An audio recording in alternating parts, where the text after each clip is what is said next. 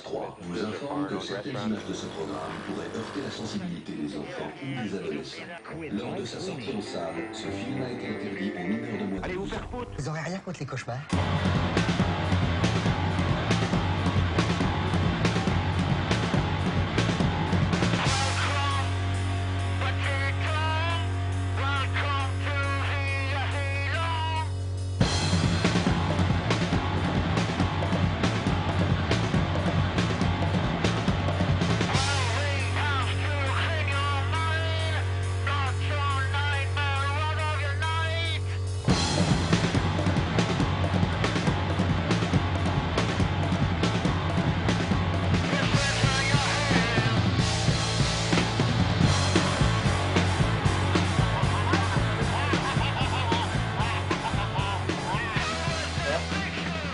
Voilà, ça commence comme ça.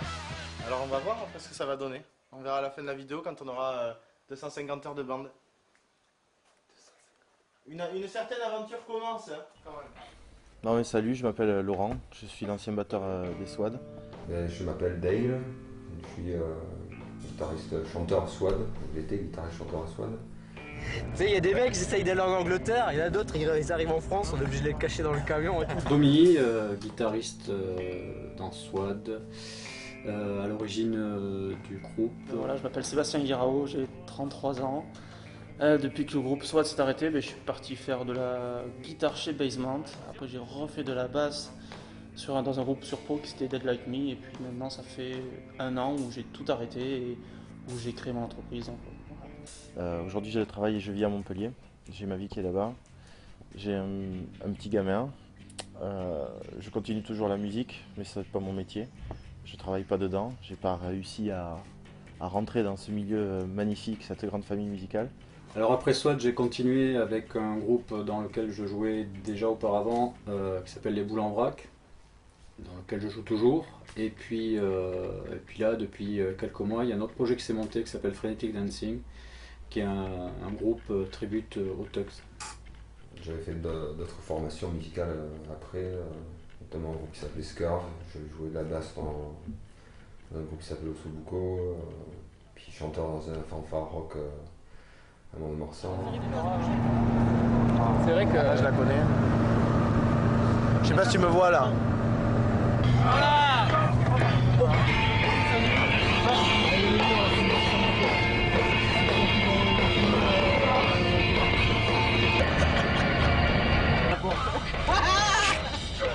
Voilà, pour l'instant, il y a 1-0 pour Seb qui lui tarte la gueule avec un pelochon, je sais pas quoi. Ça y est, alors là, on peut dire qu'il a marqué 3 points. Eh, vire ton pied, je peux pas accélérer. Voilà, on a un accident. Camion. Il y a eu un premier camion qu'on se faisait prêter et qui avait la particularité d'être bleu avec un gros pare-buffle devant et surtout sa plaque d'immatriculation qui était le 666 NY40. Le premier conseil que je peux donner aux gens, c'est quand vous aménagez un camion comme on a fait, évitez de mettre des banquettes qui sont à plus de 45 degrés vers l'avant. Parce que vous êtes un peu comme ça là, plié en deux. C'est horrible. Ça c'est une anecdote terrible parce que ce camion, on l'a eu, le premier camion qu'on a eu, on l'a eu pendant 3-4 ans. Et c'était la guerre quoi. Les personnes voulaient s'asseoir derrière en fait. C'était ça. Et équipez-le d'une sono correcte aussi. Là le seul truc qui me vient, c'est bien, c'est parce qu'au moins il y a le recul. C'était une crise de fou rire en rentrant de Carcassonne. Où on avait été obligé de s'arrêter parce qu'on ne pouvait plus conduire. On était beaucoup quand même, des fois 7, voire 8 dans le camion. En principe, il faisait chaud dehors, donc ça puait très vite. Parce que mettre 4 garçons dans un camion, ou 5, qui s'arrêtent à Carcassonne pour manger un cassoulet, c'est pas une bonne idée. Ce genre d'anecdote, donc, t'as des souvenirs de colonies de vacances en fait. ça te semble logique ou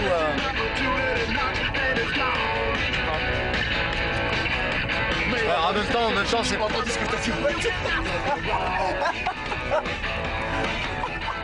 Prendre le camion, se dire qu'on part jouer pour 1, 2, 3 dates, c'était vraiment la fête dans les têtes de chacun je crois, donc le plaisir de charger le camion, de prendre la route et de se taper de la borne pour aller faire un concert d'une demi-heure, 3/4 d'heure, quelque part en France ou à l'étranger puisqu'on a eu l'occasion d'aller en Suisse à quelques reprises. Puis envoyer du pays quoi. C'est à quelle heure les balances, Domi? 6h. C'était à 6h. On a téléphoné pour dire le retard. Qu'est-ce que j'avais dit? Ouais, faudrait partir un peu J'ai plus même tôt. pas Non, le- c'est bon, t'en fais pas, y'a pas de problème. Des embouteillages jeudi soir, mais ça va pas. Mais de toute façon, tu vas nous voir parce qu'on est à côté de la brasserie, là où t'étais restaurant et tout ça, la location de voiture. Là où t'as chié. Oh dégage, oh non, le boulet. Pour arriver pour faire les balances cash, c'est relou, on se sera même pas posé quoi.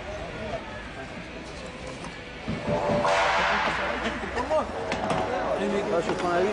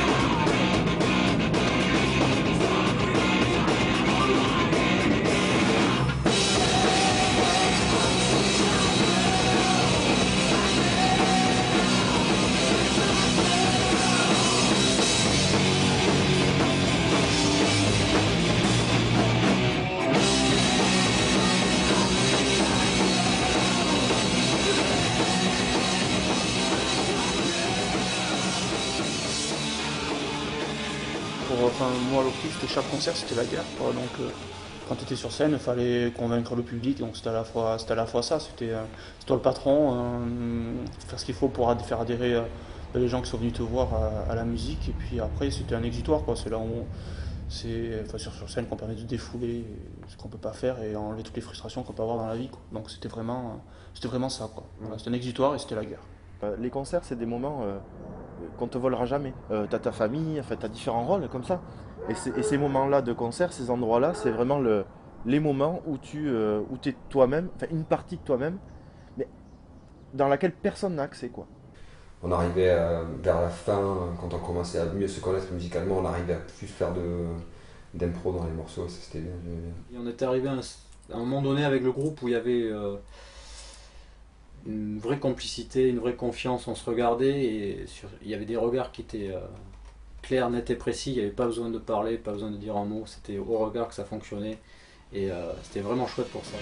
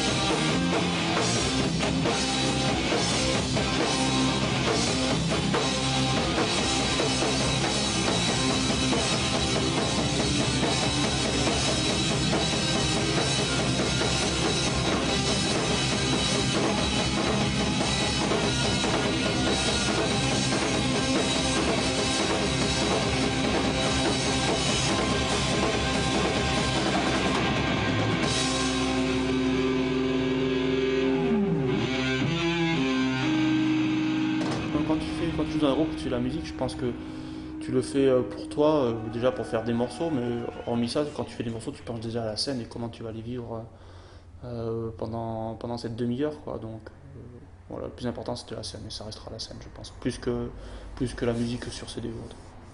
On pouvait pas faire d'erreur, quoi. Et si on en faisait, on pouvait pas se cacher. C'était tout le travail de répétition qu'on avait fait avant ça, en fait, qui était mis en avant, quoi. Donc, on sent la masse humaine qui est là. On l'a revécu aussi sur un festival en Bretagne, à côté de Saint-Nazaire, où là, je crois qu'il y a presque 6000 ou 7000 personnes. Et on sent vraiment cette masse qui est là, donc c'est vraiment prenant comme sensation. Et à contrario, il y a eu des concerts où il n'y avait pas grand monde, voire zéro. C'était assez déstabilisant, mais au final, on se dit que qu'il y en ait 2, 10, 100, 10 000, faut jouer pareil, c'est ce qu'on faisait, et parce qu'on prenait vraiment ces moments-là, rien que pour nous. Là, tu te testes, tu y vas, t'as un enjeu de fou, en fait. Tu te dis, tu risques presque ta vie, quoi, là-dedans. C'est ça qui est incroyable.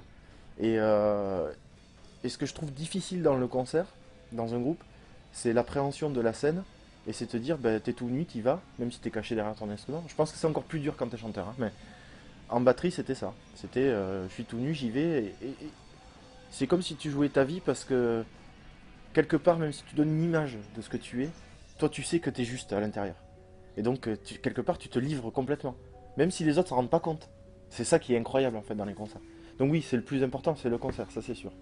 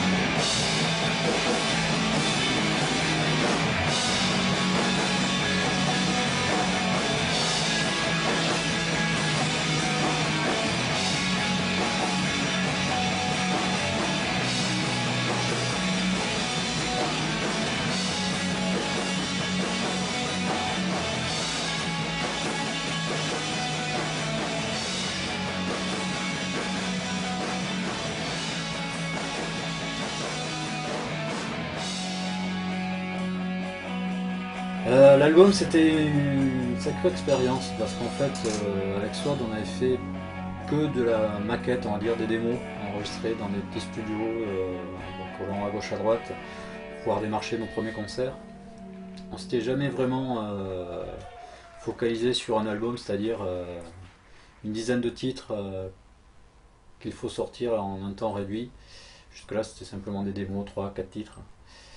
Et puis on a fait ça avec en autoprod comme on dit, on se sort les doigts et puis on trouve un lieu, du matériel. On a fait l'aventure avec Cyril qui nous accompagnait depuis quelques temps pour en faire le son en live. Cyril, ouais, bah Cyril, c'est ouais, quand je pense à Cyril, c'est direct le gars qui a fait le son de Converge pour l'album Gendo. Donc voilà, c'est lui qui a fait le son au 4, donc rien que ça déjà c'était énorme quoi, même si je pense qu'il n'y avait pas grand chose à faire ou quoi. Donc ça reste ça quoi. Ouais, je peux te parler de Cyril Gachet qui est insupportable à proprement parler, mais qu'on adore. C'est ça, c'est le voilà. C'est Monsieur Wikipédia, hein, Cyril. Et tu sais pourquoi ça fait ça après? C'est en fait dans tes oreilles il y a un liquide qui te permet de. Et en fait c'est comme dans un verre quand tu fais tourner le liquide après quand tu le tournes. Et pour ça tu te dis t'es comme un con, t'es là. Donc Cyril, l'idée c'était de le. Cyril, on t'offre le groupe, fais ce que tu veux, on te fait confiance, fais du son, fais-toi plaisir. Et puis tu verras bien si ça te plaît, si tu vas en faire ton métier ou pas. Et finalement, c'est ce qui s'est passé quoi. J'ai bien aimé bosser avec Cyril Gachet quand même, parce que c'est quelqu'un que j'apprécie beaucoup artistiquement, j'aime bien le sens, sa façon de travailler. C'était bon là? Pas partout? Mais sur la dernière, ouais. Vas-y, fais tourner et puis je ferai les premières et quand je reviens avec celui-là, je vais...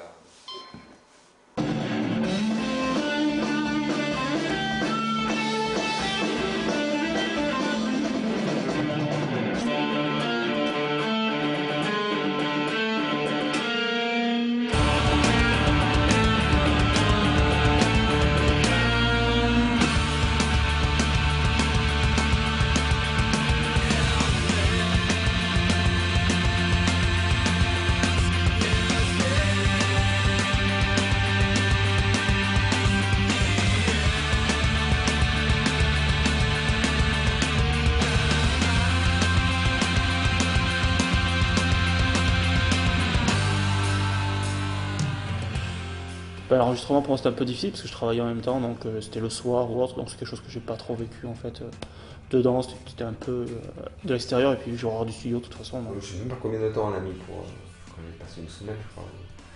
Au café musique. Moi j'avais amené ma tente, donc j'avais campé sur place. On était logés, hein, on avait le café musique dans notre ville à Mont-de-Marsan, donc, hein, à Mont-de-Marsan. Quand tu vois que ton chanteur est capable d'amener une tente et de planter la tente à l'intérieur du lieu dans lequel tu enregistres, tu te dis c'est fou quoi, ce mec est fou. Parce que moi je dormais pas beaucoup en fait là-bas. Parce que tout le monde rentrait le soir chez eux, donc ils pouvaient se déconnecter un peu, alors que moi j'étais 24h sur 24 dans le lieu. Cyril il était souvent avec moi. Petit déjeuner? Allez, café. On a essayé de sortir ce qu'on était à ce moment-là, le résultat est ce qu'il est, il nous correspond. C'était équivaut à notre niveau à l'époque, quoi. À notre niveau musical à l'époque. Bon, on avait fait beaucoup d'expérimentation dessus. Cyril, il s'est bien fait la main quand même sur la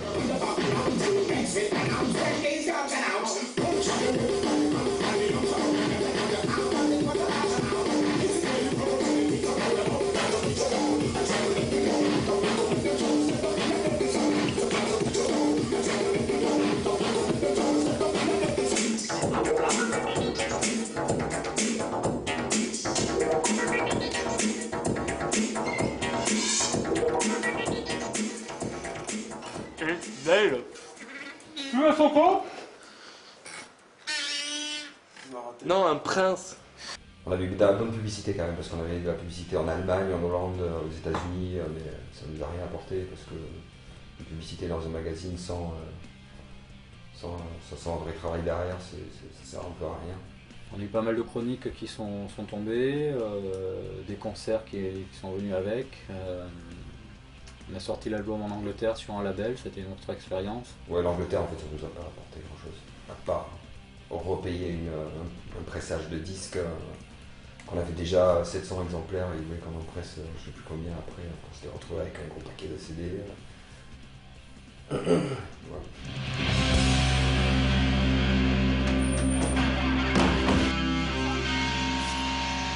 Oh, tu l'as bien, hein. Tu te la pètes. Finalement, c'est hyper excitant le battle. Ça va, ça avance.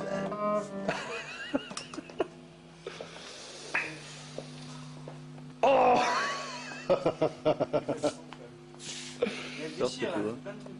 Les Boogies, c'est qui? C'est des gros cons. Et alors ils sont sympas. Bah écoute, ils sont tellement sympas qu'on a quand même monté une aventure qui était géniale quoi, qui était le Battle Rock. Il y a eu une première au Café Musique de Mont-de-Marsan. On ne sait pas du tout ce que ça allait rendre en fait, puisque c'était vraiment une première. On s'était mis face à face au milieu des gens.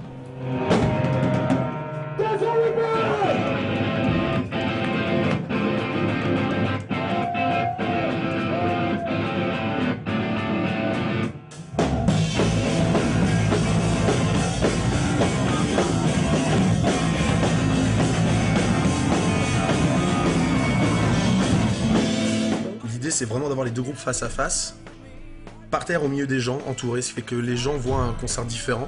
La première idée du battle c'était effectivement de jouer deux groupes face à face avec au milieu une rampe de skate et enchaîner les morceaux pendant que les skaters faisaient leur figure. Et puis quand on se voyait sur les concerts des Pookies, Guénolé est venu sur plusieurs concerts des SWAD aussi, c'était une conversation qui était récurrente, se dire proposer quelque chose de différent. Et je crois que c'était Laurent qui avait eu la comparaison avec de faire un battle rock avec un battle hip-hop, c'est-à-dire vraiment deux équipes face à face, donc nous, deux groupes. Et du coup, on a eu l'opportunité de pouvoir le faire chez nous à Mont-de-Marsan. On a travaillé un peu et ça s'est fait.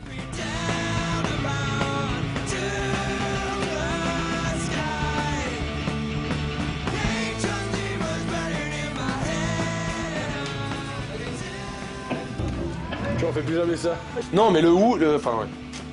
La différence, c'est que c'est chaque groupe joue chacun son tour quand même. C'est la baston sur un morceau, alors que ça nous tous, c'est coopératif. Et toi, c'est aussi Des fois. Ça dépend de qui c'est qui a l'autre. Après, c'est un peu tout dans la vie. Le lendemain de l'hiver. Cookies. Voilà. 1, un super batteur, un super guitariste et deux voix qu'on entend rarement, quoi. Donc forcément ça peut que fonctionner, quoi. Et tout ça avec sans le sérieux et avec tout. C'est le groupe d'ados en fait, mais qui joue et qui envoie. Moi je pense que j'ai rarement entendu un groupe français me foutre autant les poils et que je peux écouter encore, c'est vraiment bien. Les Pookies c'était ça, c'était pour moi, et ça le restera longtemps, et c'est sans leur jeter des fleurs parce que j'essaie d'être le plus honnête possible, le meilleur groupe de rock français qui existait à cette époque-là. On s'entendait bien avec eux, et en plus de ça, notre musique n'avait rien à voir, nos styles musicaux ils n'avaient rien à voir, nous on était assez clean quand même, eux ils étaient plutôt crasse-pouille. Et les Pookies c'était des super musicos sur leur compo, toujours adoré. Lou c'est un batteur de fou, Fred c'est pareil, et Guéno, c'est des artistes que j'apprécie beaucoup. On a adoré les Swad en concert, en plus on avait tout le concert rien que pour nous parce qu'il n'y avait personne au festival. C'était génial. Et puis voilà, on a été amenés à se rencontrer à nouveau et puis c'est des gens qu'on aime beaucoup. Voilà, c'est ici les deux demi-douzaines de bouteilles de champagne avec la stripteaseuse toute nue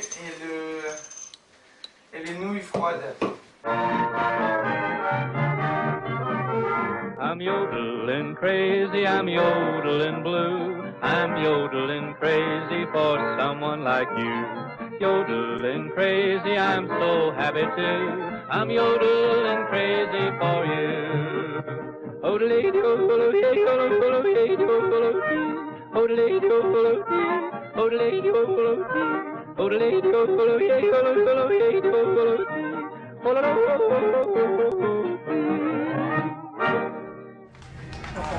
Putain, ton retour, il me tuait ça. Je le tiens. Ton retour, il fallait inverser le retour. Je crois que le mieux c'est de exploser les oreilles. Ah ouais. Là, vous en avez plein, les super. Merci beaucoup. On like aussi le faire. Ouais. Merci pour le caméraman. C'est l'addition de 4 personnes qui ont su se retrouver autour de cette musique-là et il n'y a aucun regret. Il n'y a aucun regret. On a vécu des moments forts ensemble, intimes, passionnants. On a des souvenirs plein la tête, des super souvenirs. Jamais j'aurais imaginé de dormir dans un abri anti-atomique en Suisse, par exemple. Donc j'ai pas de regret, de regret dans ce qui a été fait. Je pense qu'on aurait pu faire mieux. Je pense qu'on aurait pu un peu plus porter les projets, essayer d'être un peu plus investi. Mais c'est bien pour ça que le groupe s'est arrêté. Hein. C'est parce que quelque part, à un moment donné, je pense que les envies et les désirs de chacun n'étaient pas respectés. Ils n'étaient pas dits ou pas exprimés clairement. Alors forcément, à partir du moment où tu n'exprimes pas clairement les choses, tu peux pas les respecter. Hein. C'est compliqué.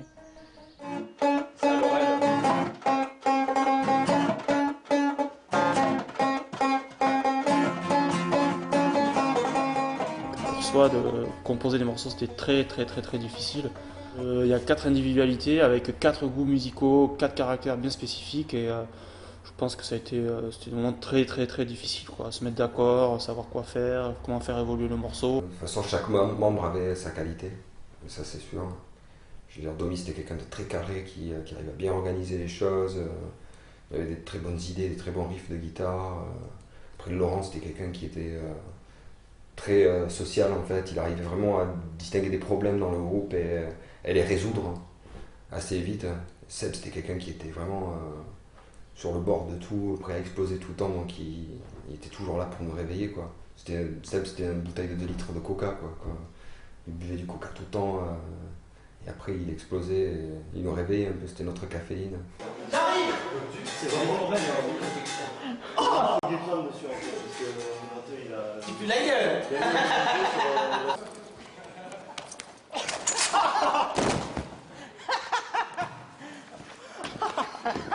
Attends, je me suis niqué le genou, Domi.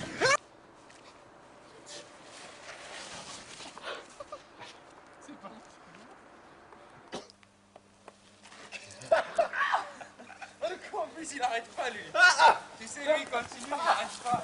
Non, qu'est-ce qu'il ramène Guichot? Oh, il est trempé là, c'est fini là. Oh.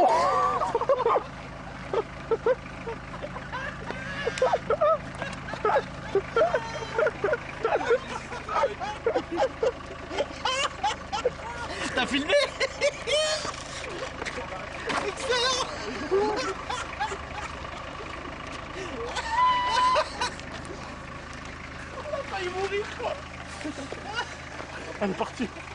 Elle est revenue là, quoi. Elle a tapé sur le... Elle a tapé sur le poteau. Non, sur celui-là, quoi. Ça était là, je m'étais par terre. Tu veux un coup de main, Ganolé? Ouais, il faudrait chercher la vodka. Même le rôle de la coupe.